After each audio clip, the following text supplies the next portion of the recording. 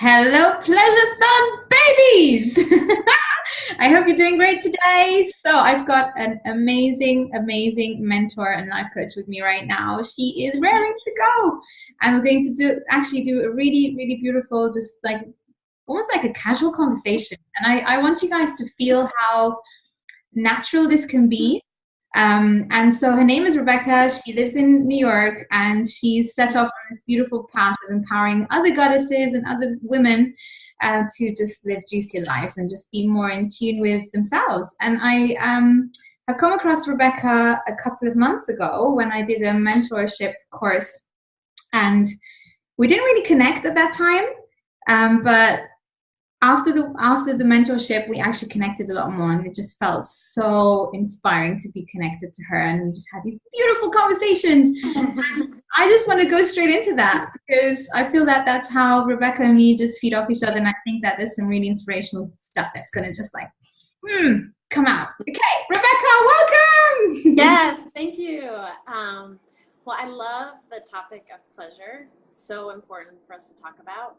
And in the work that I do with myself and with other women, the primary relationship that I explore is our relationship with ourselves.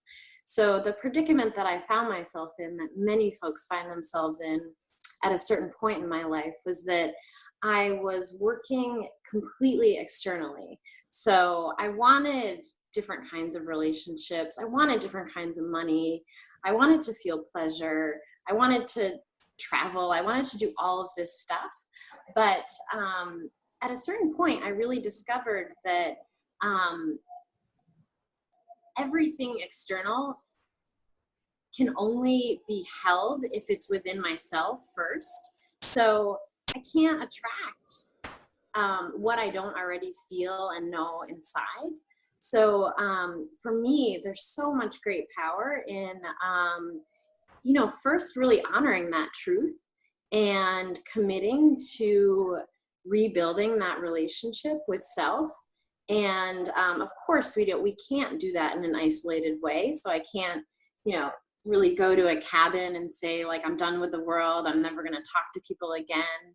But for me, the cornerstone of, my practice is really bringing everything back to myself.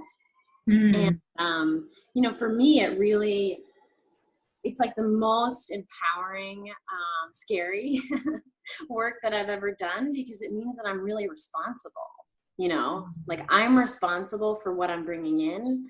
I'm responsible for whether I want to blame other people or society or my parents for my life. It's like totally a choice,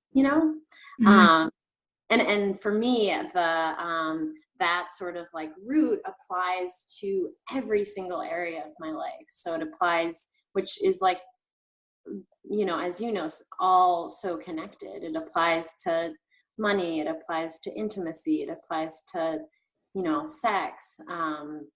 So, for me, exploring in the sort of beginning of a lot of work I began to do with myself, I wouldn't call it like it. I didn't have categories, nor does one need to, of like sex, money, all that stuff. It was really like, what is your relationship with yourself? Which for me, in all honesty, was pretty damaged, So I began to just notice, oh gosh, like when I'm in the shower, I'm like really not touching myself with like any kind of tenderness here. Like, it's just like, like, and so I just started to notice, like, well, how could you touch yourself in a way that you would want to be touched, like, and so for me, that work is so powerful, and I've just seen it shift the people that come into my life, so now it's like, if I'm not going to touch myself like that, like no one's coming into my sphere that's going to touch me like that kind of thing. I love that. I really noticed that as well. Yeah, totally. Like the moment I dropped into my pleasure more, and, the moment I really started to tune in to what I actually like and what I actually desire, when I started to slow down and actually like witness myself moving through the world and witness, yeah, as you said, like myself touching myself thinking about myself. That's when I Yeah. started to become aware that, you know, things were actually out of alignment in my external world.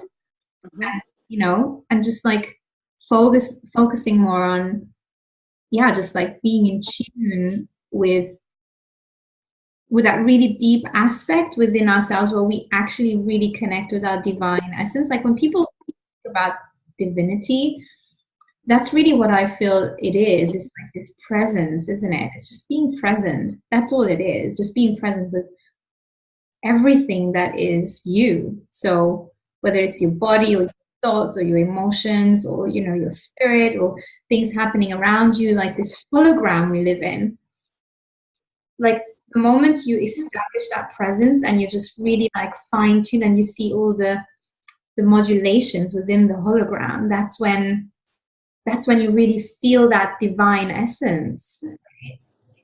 And so, yeah. And I find that orgasm is actually one of the states where I first started to like slow down and actually witness, oh, what's happening right now? Like, what's my body feeling? Oh, I'm feeling this surge of energy and I'm feeling this burst. And, you know, like, oh, actually, I feel really good right now. Or, you know, I'm thinking this, I'm thinking that was, I think, the moment when I started to become aware of these, you know, subtle vibrations. Mm. Yeah, I was doing a little reading yesterday, and the literature was talking about, like, you know, obviously sexual energy, you know, we experience that in sex with another human being, but we're experiencing it, you know, even in the conversation we're having right now, we're just like fucking jazzed up about life, you know, Yeah. and there's real creative force that's, you know, and so I love that, like, it can be expressed in so many different ways, and that we really have a choice, you know, Mm. how we want to use it. And I love that. That reminds me of something that happened to me the other day. I had a friend who came over and he was just, you know, helping me to pack up my boxes, and we always get into these really beautiful deep conversations at some point, you know, throughout whenever we hang out. And I was telling him, like, I really felt like we were making love, like just taping up together, because there was actually an interaction. yeah, and yeah, and I love that. That's beautiful, because truly that's what we start doing, you know, like when we start like accessing this sexual and sensual energy through self pleasure, for example, we're actually making love to ourselves, right? And this is why I find self pleasure and masturbation such a powerful tool, because that's the moment we allow ourselves to actually be really, really intimate with ourselves. And sometimes we only allow ourselves to be that intimate within that space. And then as soon as, you know, we orgasm, that's it, we're back into life, and, you know, we disconnect again. And so I think that the the beauty is when we can extend that lovemaking all the way through our lives, and not just, you know, in that moment when we are self-pleasuring, but actually, can we self-pleasure the whole day long? Like, totally. you Well, know? and I would love to, you know, sort of like bring the conversation back again to just the immense opportunities and possibilities that we have when we are in an intimate relationship with ourselves, and really mindful of that relationship throughout the day as a practice and almost as a training ground for our other relationships. So you know, like going back to what we were talking about a few minutes ago, I find I often have a choice of you know, I could blame my external circumstances, which makes me totally powerless. I give up my power and blame. Or I could say, you know what, there's something in me that's attracted this. What can I, you know, look at that a little bit. What is it that's happening here? What is it that feels dissatisfying? And what is it within my relationship with myself, in which blame is always really ineffective. But what is it in my relationship with myself that's like subconsciously calling this in, that's saying, you know, I might not think I want it, but I'm actually sending out invitations for it, you know? So,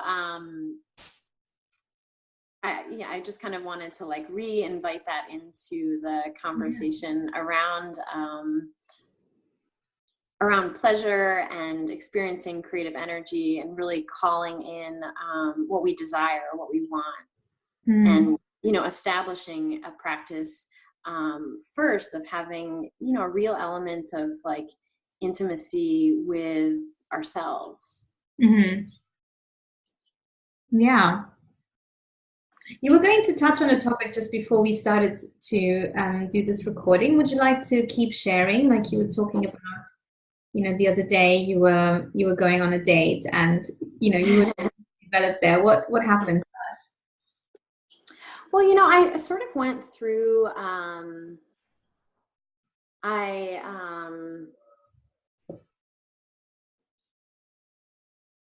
went on a date, you know, with a guy that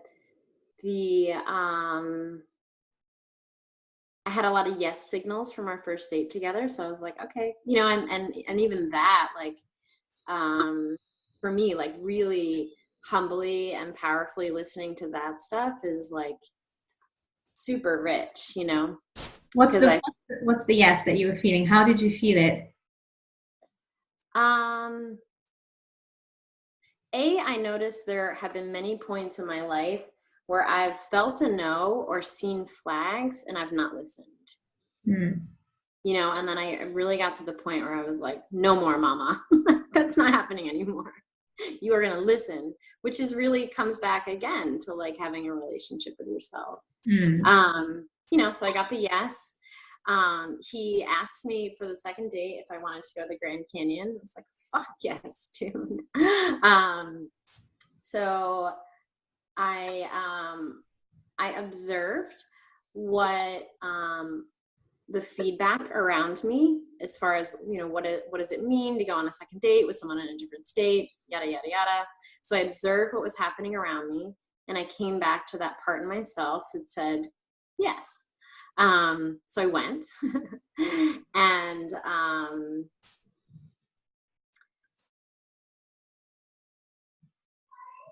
you know, when we were together, I actually felt the energy was sort of strange. It was a little bit off.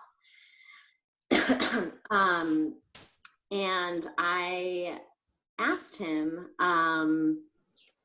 you know, I said, I'd love to just like talk about what's playing out here. It feels a little bit strange to me. And he like sort of proceeded to list all of the things that I was doing that were like really annoying to him.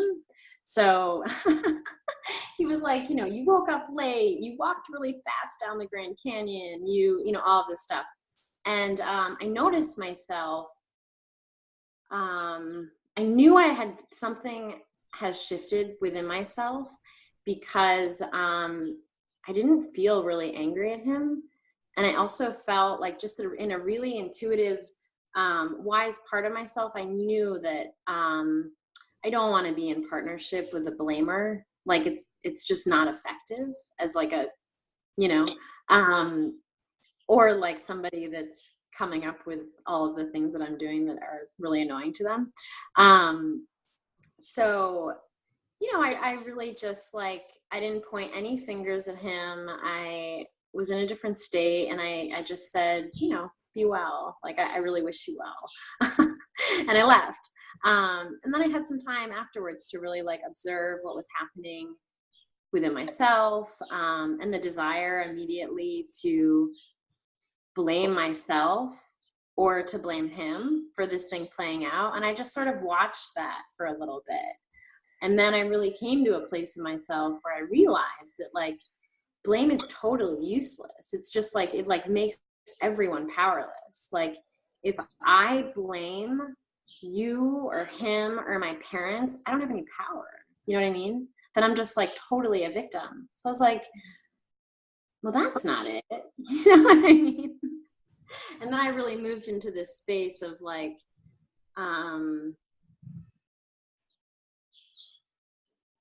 A, consider what in yourself might have called this in, and B, like, it's just not a match, you know? So you can just like live life super bold, follow your intuition, and know that like if something doesn't, I don't even think about things as like working out or not really, because it worked out, you know, like exactly how it was supposed to. Yeah. But you know, so for me, it really, the things that really felt like they were so clarified was that blame is really ineffective as like a personal practice, you know, inquiry is really helpful.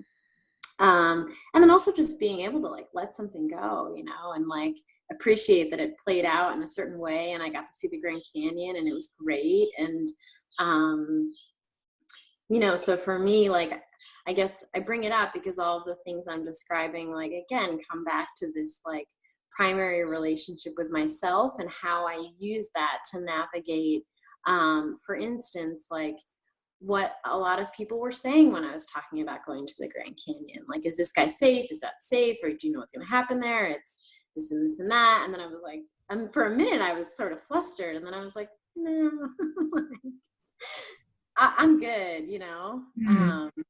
So, you know, I think what I'm yearning to describe in this interaction, which is just like one example, is really how that, that relationship with myself, like really results in so much freedom, but also a lot of responsibility, you know? Yeah, I love that. Actually, something similar happened to me this week as well, where I had to express rejection. And it's funny because like as you were speaking, I just felt all this, you know, this energetic like thinking happening. So I think it's not, you know, it's not a coincidence that we're actually bringing this topic up. And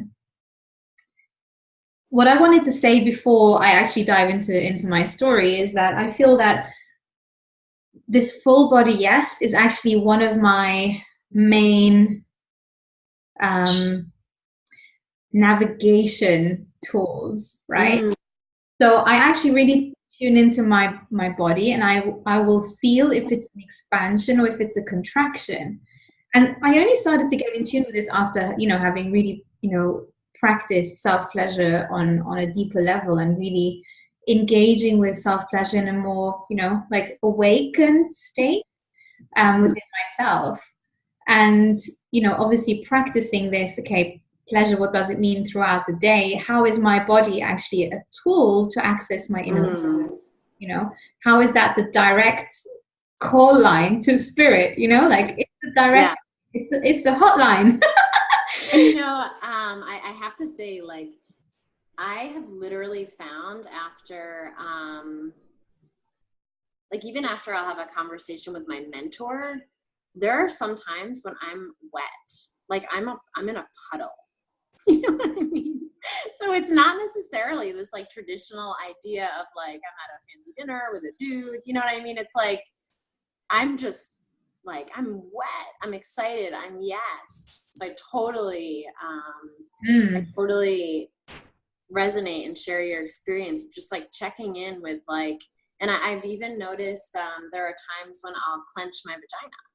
So it's like I'm finding that center, my vagina, is totally like she knows what's up. And yeah, she's that's the other thing. Yeah, keep going. Sometimes she tells me that like, you know, you're clenching too much. You can release. You can like let this happen. And sometimes she's like, girl, you are so excited, you know? And it's not and it's like it's a lot of time, it's like what surprised me is that it's active all the time. Like it's not just active when you're on Tinder or you know, like wearing lingerie. It's active when you're feeling that energy that we're talking about, that's like wet for life and creation. And yeah, so I love that we, you know, started talking about really like what the body's signaling as far as your fuck yes, like yeah, that's it. And also that's, I actually started to use this, like just be aware of this all throughout my life, like now, in all levels of my life, even, okay, I'm going to this restaurant, like what am I going to eat? And I just literally just tune in, like, this food on the menu, does it give me this contraction, like tense feeling, or does it give me this like excitement, this joyful feeling? And it's such a, like, once we really tune into that, it's like, yeah, as I said, it's like the direct call line for, with our higher self, Mm. We're so lucky as women to have to have a yoni who is like so open, she's so wise and so, but obviously it takes time to cultivate this, and I get that, it is a journey. It's a beautiful journey, down this temple. It's beautiful. But it can take time, especially if, we've lived lives that have been completely disconnected from the center point. It can take a lot of time. But then it's also only a decision away to cultivate this and to, tune into it more. And so, I agree, and I'd love to share. Speaking of taking time, yeah. I, at a certain point in my journey, started doing some meditation work with a mentor. And when she would ask me to tune into my body, I couldn't even feel below like my breast area. I was like, what are you talking about? Like, isn't it just like a black hole down there? I'm like, what are you talking about? And it literally took me like, just waking up that area is like an intention, or having curiosity around like exploring your body and what's happening is an intention, and there was a moment where I was just walking around the city, and I don't know what happened. I was like, I just noticed that my vagina was really clenched, like it was so clenched up. And I was like, oh my God, I think it's been like this for like decades. Because this feels like just the way that I think I'm just noticing like it's sort of like the state that it's been in, which is like in high control and fear. And so, I think a lot of times when we like enter a practice of inquiry or awareness, like we can discover things that are uncomfortable, but in that moment I was just like so excited that I felt my vagina, and it felt so like, friends were asking me what's going on in my life, and I was like, dude, I just felt my vagina. That's what's going on, and so it's really powerful stuff, to have access to like really, and that like reading the signals of what our body is telling us, and like you said, we can be so cut off.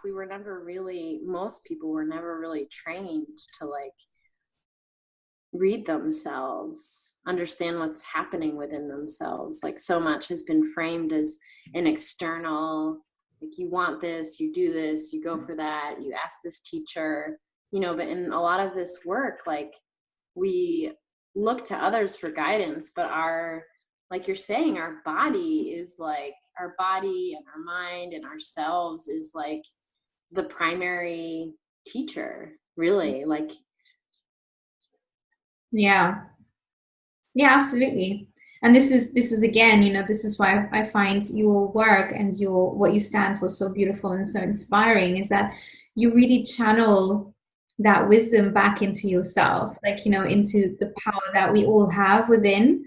And I think that's like the ultimate, visionary, futuristic mentorship that we are all in, is that ultimately we know. Yeah, we know. Like, it might be no. And I like, another part of my story is that like, and I even shared about this online this morning, I woke up for like a decade feeling really depressed.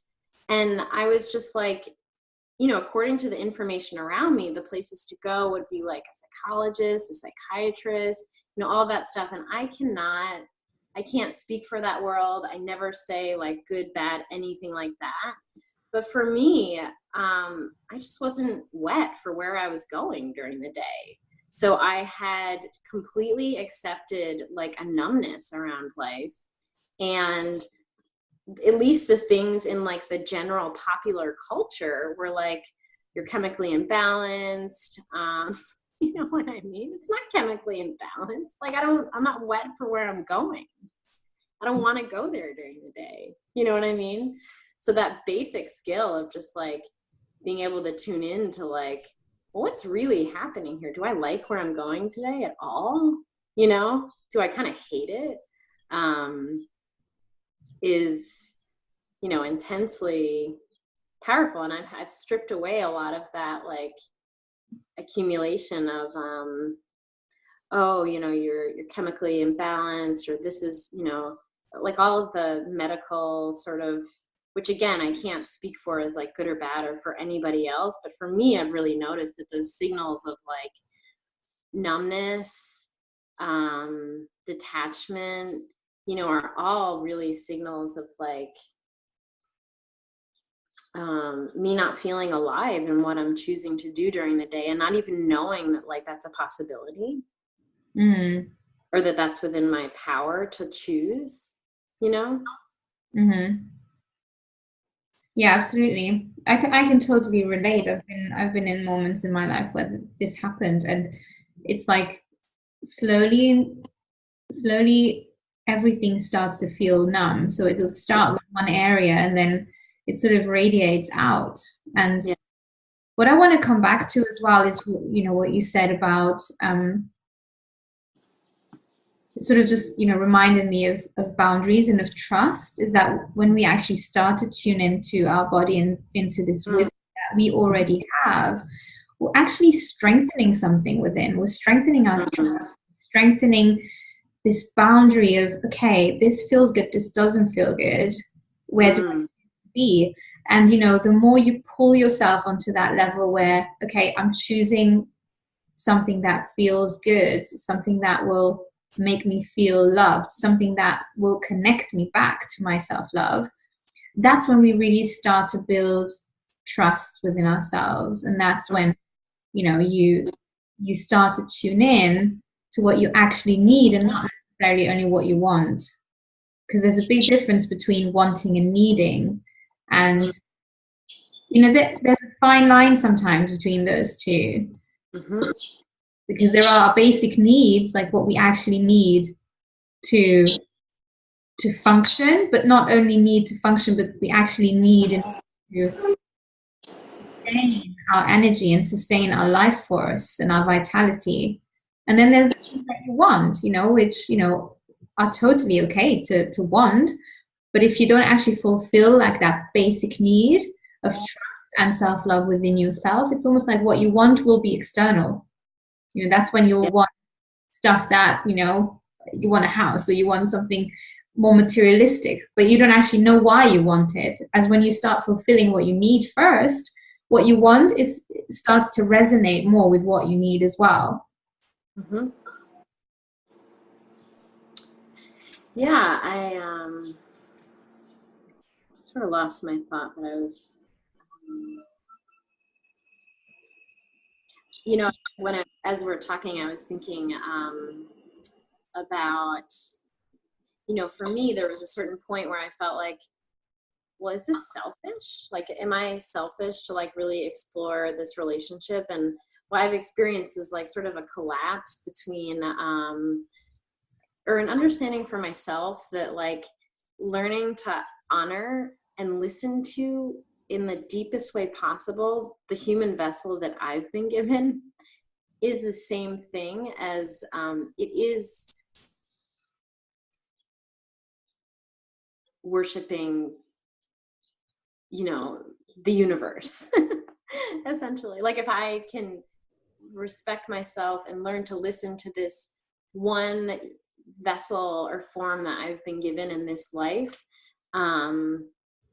then I think I'm touching that essence that we're talking about in the deepest way possible. So I've experienced that it's possible to, if one is interested, to collapse that idea that what is divinity is outside, or, you know, it's another form, but it's not ourselves. And we somehow, if we like bow down to it enough, then we'll be forgiven, or, you know, those like sort of ideas. But it's like, in reality, we're everything, you know, exists in some kind of physical form, and this is just the one that my spirit has right now. You know, so learning to listen to this is essentially the same as learning to listen, if I were the Grand Canyon, you know, to like Arizona. You know, so that's been really helpful for me, because I think at a certain point I felt a lot of conflict within myself around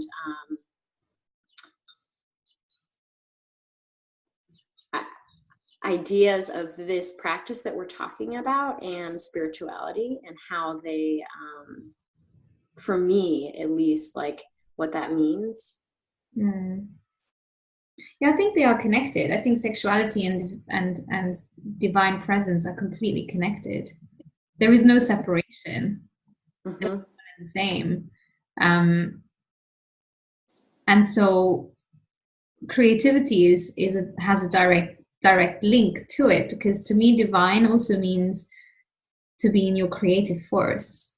And, you know, allow that creative force to move through you and to take you where you need to go, and, you know, to unleash your gifts and just, you know, reveal them in front of you, because you've connected on a sexual level with yourself, you've connected on a sensual and physical level, and so the divine just reveals itself. Like I've had I had an experience this week where I was practicing self-pleasure, and I was asking, you know, within, because I practiced a lot of orgasmic manifestation, pretty much on a daily level. Like that's like part of my, you know, like when people meditate in the morning, I'll be self-pleasuring in the morning. And that's, me too. You know, and I actually ask, like I ask in that moment, you know, like in that orgasmic state, I will ask spirits to, you know, like different things. So I'll actually be having a conversation with my higher self, like during that moment. So I'll be envisioning things sort of, you know, coming to me and opening up and unfurling and, you know, unfurling deeper. And I was actually just asking about creativity, because I felt that there was a fear within myself that I wouldn't be able to create, you know, that I would hit a moment when my creativity would just be lost. So I somehow was still carrying that, probably, you know, from whatever, it was just there. It was like right there. And I was just asking spirit to like lift it and to take it and to, you know, sort of show me ways of how this is not true, or how this can be modified easily. And then a few hours later, I was just, you know, in the shower, just, you know, just washing myself and just connecting with my body and everything. So I actually do this, you know, pleasuring shower thing. So girls, if you don't have time to, you know, to connect on a sexual level, and you know, you can't self-pleasure, just get into the shower and just like, you know, connect with yourself in your physical level. And so, I mean, that was insane. And then suddenly I started to have like these mental downloads of like titles of blog posts and, you know, ideas that I could be doing. And I was like, oh my God, yes, this is it, right? Obviously I was in the shower, so it was a bit like, oh my God, I need to like remember this. And then in that moment, I realized, no, I don't need to hold on to this. This is, you know, it's a direct stream. All I have to do is just like reconnect, almost like a radio frequency. And yeah, sometimes ideas will flow in, and they flow in all the time. I don't need to hold on to them, right? Yeah. And that's the clenching moment again, right? So we're clenching, like, I've got to hold on to this because this is so good. Obviously, you know, we do need to hold on to some of them as well. But yeah, and I was just like, yeah, I don't actually need to worry. You know, like if I had ideas like this and they were brilliant, well, then I'll have more ideas, right? So it just like helped me to relax into that knowing that I'm always safe, and that whatever I need to say and whatever I need to express will come to me in the right moment. And that was really beautiful. Like, how do you feel your sexuality is interlinked with your creativity? Because I know that you're very much into art and you're very much into expressing yourself on that level. You know what I've been thinking of, like what's kind of come to me since in our conversation is that like ultimately I really want and have a life that turns me on. You know, like it's like a fuck yes, I'm wet, let's do this. I want to create with the universe.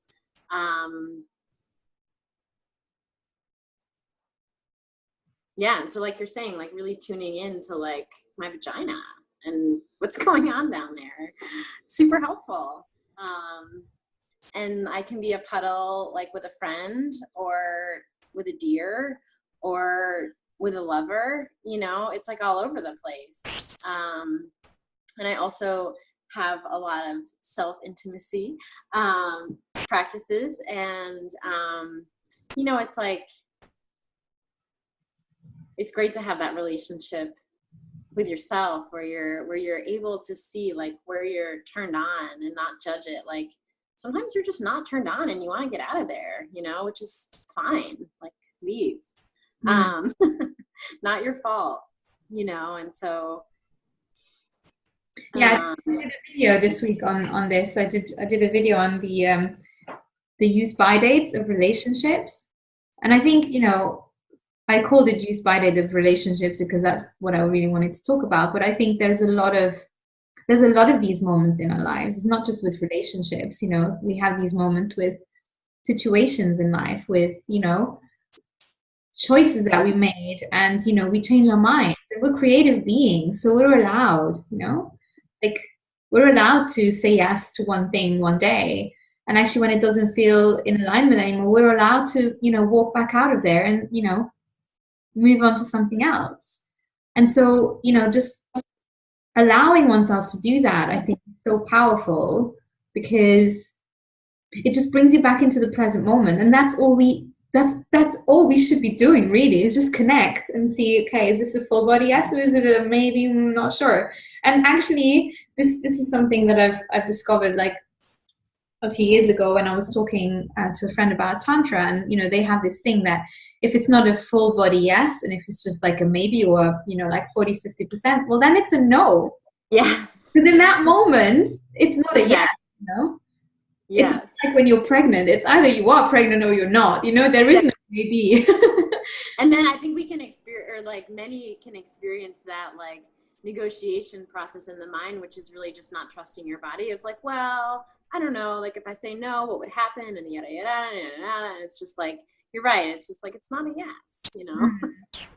And also expressing that and being open about this, you know, and being open to other people, because I find that often I would let myself be in situations where I wasn't sure, or I wasn't, you know, I was in that maybe state, and then I would kind of like keep it on the hot stove, you know, just meanwhile keep it there because I don't want to lose it yet. But actually that's leaching out energy, you know, your energy is leaching out to this because it's still on the back burner. So it is still burning energy.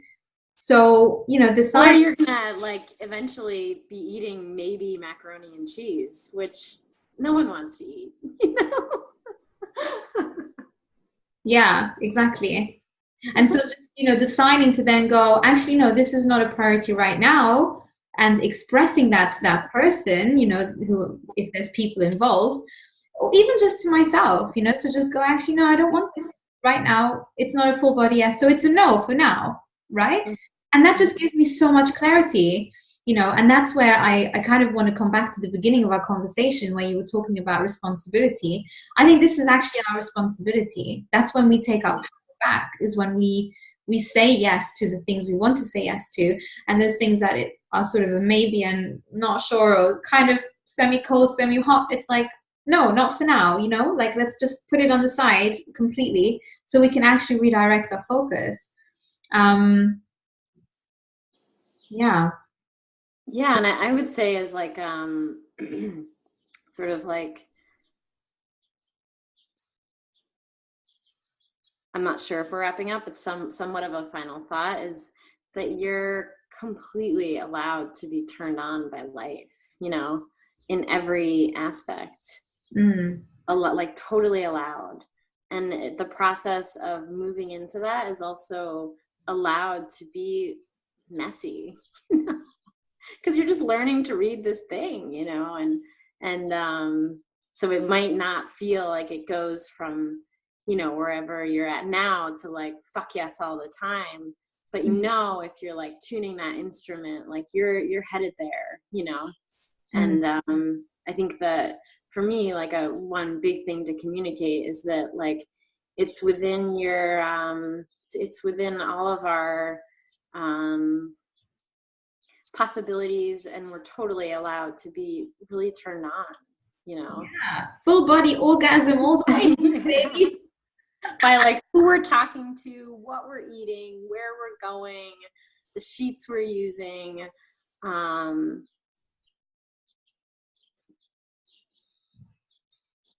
yeah, everything.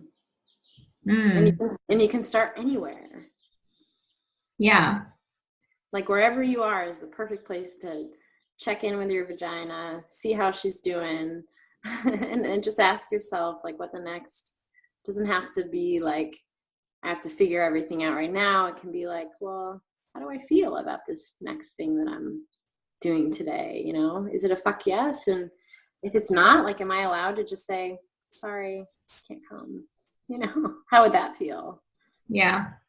How would it feel to say no to your no and make room for your yes? I loved it. Rebecca! Woohoo! Yes. Full body, yes! Oh, I love you, girl. This is so inspiring. Like, I feel like good. I feel so uplifted through this, you know, like. Me too. I'm so yes now. Sorry? You just got me so yesed up. Yeah. Hopefully everyone watching is going to be yesed up too. Yeah. Well, let's call it a wrap for now. But I feel that, you know, we will be connecting more. Maybe we can do a live in the pleasure zone at some point and just like, you know, just like get everyone buzzed up. Are you connecting with your full body? Yes. Totally. Yeah. Okay. Well, it's been a pleasure to talk to you. It's been amazing. And guys, if you want to connect with Rebecca, just tell us how we can connect with you. Like, what are you up to in the next couple of months, the next few weeks? Anything exciting coming up? Well, yes. So I'm doing coaching work with women. So if anyone is interested in learning more about my work, you can reach out to me on Facebook at Rebecca Volinsky, or my email is rvolinsky@gmail.com. And I'm also in the process of crafting a group coaching program for women. So there will be more on that soon. Yay, amazing. And I'm sure you're going to dive into creativity as well in your program, aren't you? Because that's like, I feel like that's... Yeah. Oh, beautiful. Okay, guys. So get in touch with Rebecca if you want to work more with yourself, like traveling, having that lovely journey back into you, because you matter. And I just want to, you know, give you a little heads up to our charity challenge for Forward, the charity supporting FGM victims. Let's make our donation. Let's put our fivers in, everyone, because it's a project, and I really am so stoked that we have the charity on board. So yeah, just get all your lovely ka-ching right in there to get some change in the world that will matter.